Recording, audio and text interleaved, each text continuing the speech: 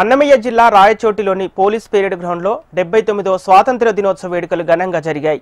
వేడుకలకు ముఖ్య అతిథిగా హాజరైన మంత్రి మండిపల్లి రాంప్రసాద్ రెడ్డి, కలెక్టర్ చామకూర శ్రీధర్, ఎస్పీ విద్యాసాగర్ నాయుడులతో కలిసి జాతీయ జెండాను ఆవిష్కరించారు.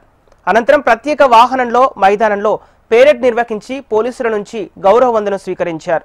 జిల్లా ప్రగతి నివేదికను చదివి ప్రభుత్వం ఇస్తున్న సంక్షేమ పథకాలను ఆయన వివరించారు. జిల్లాను ప్రగతి పదవుల్లో నడిపిస్తామని హామీ ఇచ్చారు.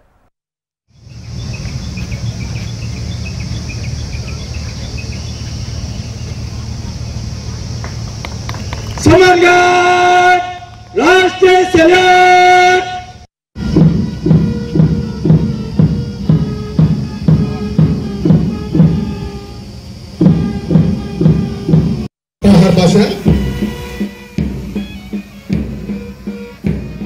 అసిస్టెంట్ డిప్యూటీ కమాండర్ గా రజనీ మిల్లీమీటర్ల ద్వారా ఇప్పటి వరకు 106.9 మిల్లీమీటర్ల వర్షపాతం.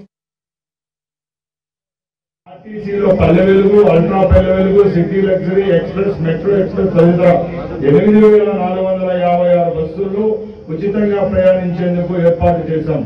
ఆధార్, ఓటర్, రేషన్ కార్డులు ఐడి ప్రూఫ్లుగా చూపించి ప్రయాణించే వెసులుబాటును రాష్ట్ర ప్రభుత్వం కల్పించింది.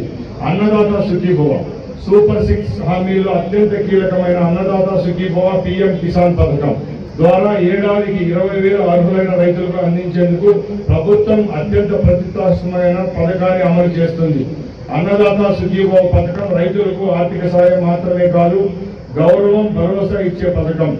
రైతు ముఖంలో చిరునవ్వు చిందించాలనే ముఖ్యమంత్రి ధ్యేయం.